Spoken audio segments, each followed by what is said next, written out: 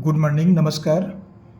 गुणनखंड एवं गुणज, factors and multiples, ये अध्याय कक्षा छठवीं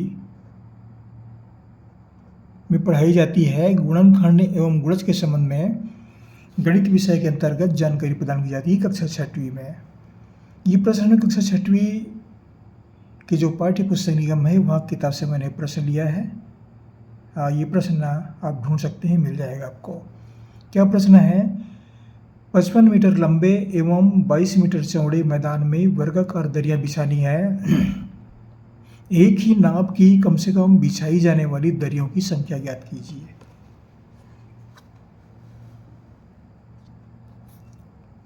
कैसे हल करें? इसके लिए हमें क्या करना पड़ेगा? वर्गाकार मैदान है, हमारे सामने क्या है? वर्गाकार मैदान। वर्गाकार मैदान की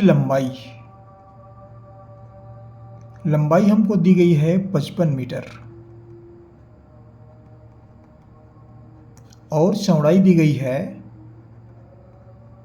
22 मीटर। लंबाई और चौड़ाई दोनों हमको ज्ञात है। क्या कर रहे हैं कि इस वर्गाकार मैदान में एक ही नाप की कम से कम बिछाई जाने वाली दरियों की संख्या ज्ञात कीजिए। एक ही नाप में रहेगा ये, तो कम से कम कितनी दरी बिछाई जा सकती है उस दरी की संख्या हमको निकालना है। तो इसके लिए क्या करेंगे? जो दरी बनाएंगे वह दरी भी वर्गाकार रूप में रहेंगे। तो हमें क्या करना पड़ेगा? 55 और 22 का महत्तम समापवर्तक ज्ञात करना पड़ेगा। 55 और 22 का महत्तम समापवर्तक, या इसी को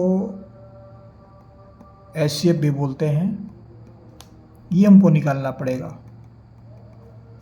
तो HCF निकालेंगे, उसके लिए क्या करेंगे?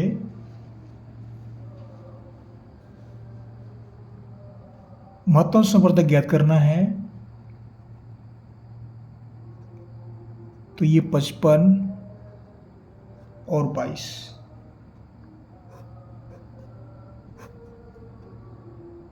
अब यहां पर देखते हैं 55 और 22 ये सम संख्या है, विषम संख्या है। इसमें 2, 3, 4, 5 इन संख्याओं से भाग नहीं जाएगा। 9 से भी जाएगा, 10 से भी जाएगा, सीधे सीधा 11 से भाग जाएगा। ये अन्य संख्याओं से भाग नहीं जाएगा। नहीं तो पहले तो हमको 2 से भाग देना चाहिए या 3 से 4 से, लेकिन ये दोनों संख्याओं में भाग जाना चाहिए। तो दोनों संख्याओं में केवल 11 से भाग जाएगा। तो यहाँ से हम 11 का टेबल के 11 का पहाड़ा का उपयोग करते हैं। तो 55 को हम 11 से भाग देते हैं, कितने बार जाता है? 11 पंचे 55, 5 बार गया। और 22 को भाग देते हैं 11 दूनी 22। अब यहाँ पर देखते हैं महत्तम समापवर्तक।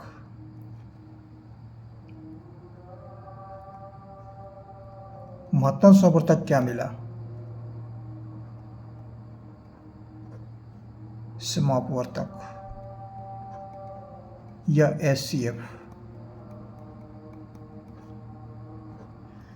अब देखिए HCF का मतलब क्या है? यहाँ पर 5 है, यहाँ पर 2 है, 5 और 2 बचा है। इसको कैसे करें?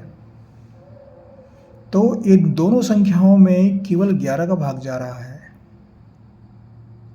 ये पूरी संख्याओं में केवल 11 का भाग गया है।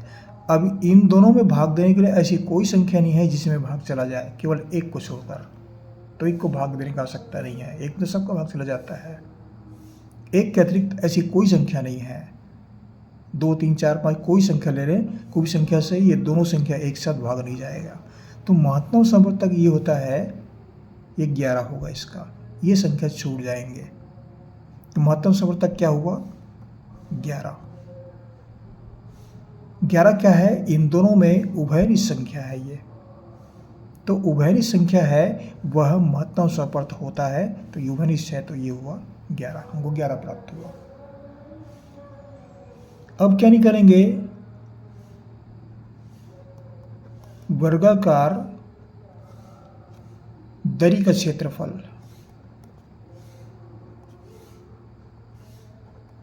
वर्गाकार दरी का क्षेत्रफल निकालेंगे तो ये क्या है, 11 मीटर में आएगा ये। तो वर्गाकार दरी के क्षेत्रफल जो हम लेंगे वह दरी के क्षेत्रफल बराबर भुजा का वर्ग या फिर भुजा गुणित भुजा, 11 गुणित 11 वर्ग मीटर। वर्ग का क्षेत्रफल निकालने का सूत्र है वह भुजा गुणित भुजा। तो ये दोनों भुजाएं हैं, ये 11 के आकार में लेंगे तो 11 गुणित 11 वर्ग मीटर। अब यहाँ पर मैदान का भी क्षेत्रफल निकाल लेते हैं। मैदान भी वर्गाकार है,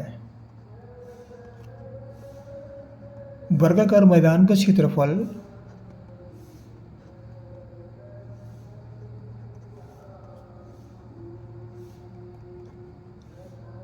तो ये यहाँ पर क्या है कि मैदान जो है वर्गाकार नहीं है, ये ध्यान रखें। मैदान है इसकी ये आयताकार में है ये, तो ये लंबाई गुणित चौड़ाई होता है। ये लंबाई दी गई है 55 और चौड़ाई दी गई है 22, इतने वर्ग मीटर में आएंगे। अगर ये दोनों भुजाएं बराबर होती तो ये वर्गाकार हो जाता, लेकिन कुल मैदान का क्षेत्रफल इतना होगा। इसमें हमको वर्गाकार दरियाँ बिछानी है, दरी जो है वर्गाकार बिछाया जाना है। मैदान आयताकार है और दरी को वर्गाकार लेना है। तो हमको क्या निकालना है, दरी की संख्या, कितने दरी बिछाया जा सकते हैं उसमें। दरी की संख्या वर्गाकार दरी की संख्या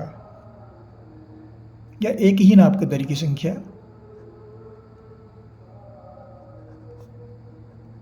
एक ही नाप के दरी की संख्या।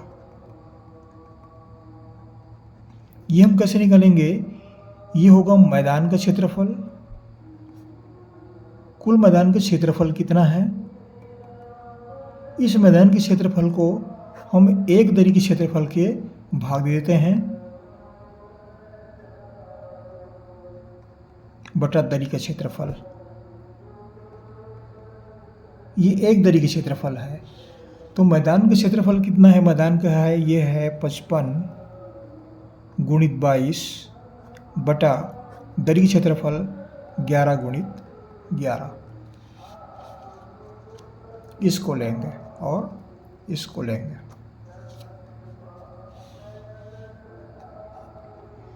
ग्यारह कम 11, 11 दूनी 22, 11 कम 11, 11 पंचे 55 बराबर 5 गुणित 2, 5 गुणित 2 बराबर 10।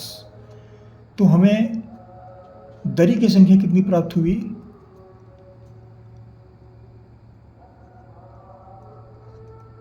दरी की संख्या जो है वो हमें 10 दरी प्राप्त हुई। 10 दरी एक ही नाप के उस मैदान में बिछाई जा सकती है।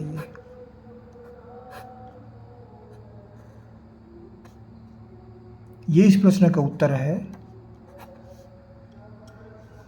ये कक्षा 6 के विद्यार्थियों के लिए था। आशा करता हूँ ये वीडियो आसानी से समझ में आएगा। ये बेसिकल मैथमेटिक्स है। बेसिक मैथमेटिक्स में थोड़ी सी पूरी जानकारी रखनी पड़ती है, देनी पड़ती है, और जानकारी जो है वह विस्तार से देना पड़ता है